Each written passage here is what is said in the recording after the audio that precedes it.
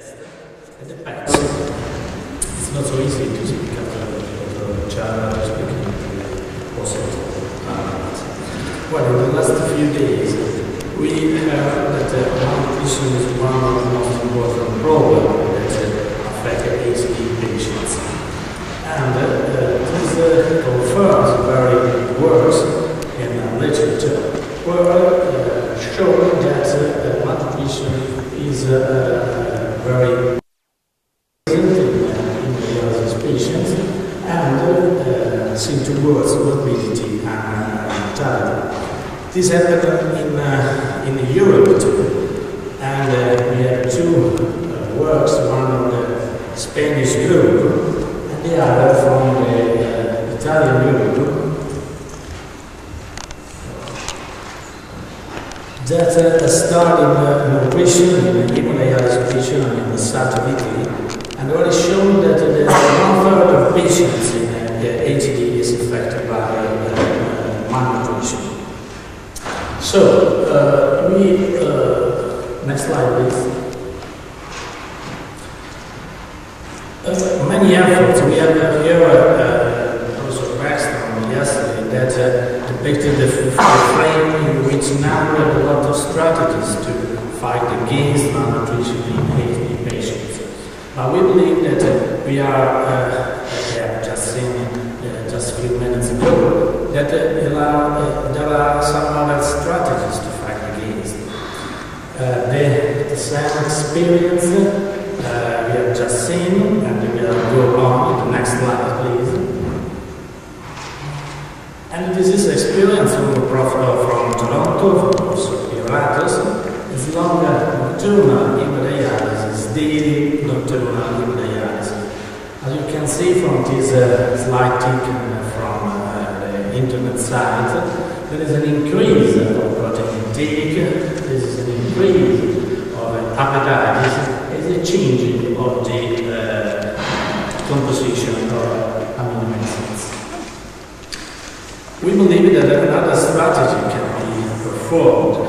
We believe that daily dialysis is a suitable method. And to assess this point of view, we present a study to assess nutritional status in patients undergoing daily dialysis.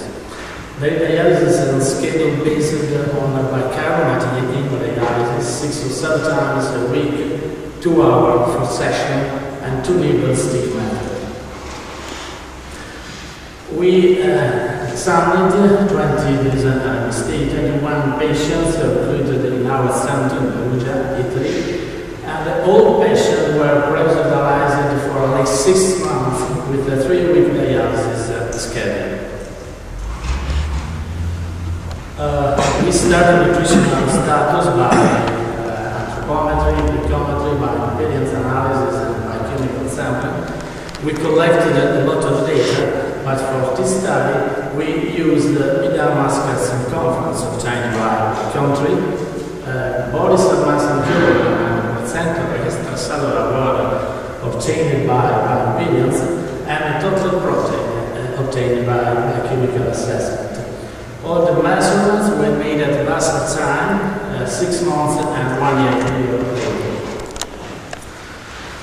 From a period from 0 to 6 months, all the patients were studied together. After 6 months, the group of patients continued daily dialysis alone. And another group came back to 3-week hemodialysis.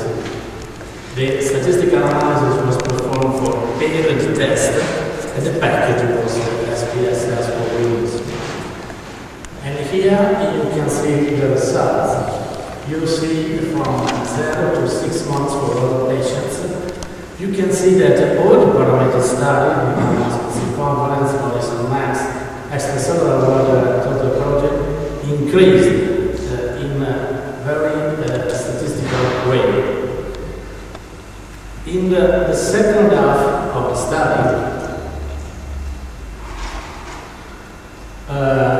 from 6 to 12 months, patients who continued daily dialysis continue to improve their nutritional status, although not in a statistical way. But in any case, there is an increase decrease for all the parameters studied. On the other hand, the group who came back to 3-week hemodialysis showed a dramatic worsening of the nutritional status. In this group of patients, all the parameters worsening, someone in a statistical way, and 3 patients died after the end of the study, in the 6 months after the end of the study.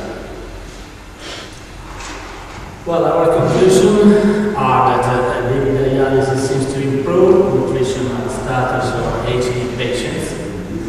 It's possible that home dialysis may play a role for better environmental conditions. The bioimpedance analysis seems to be another method to assess nutritional status, and in particular for assessment of body water compartments, and biochemical assessment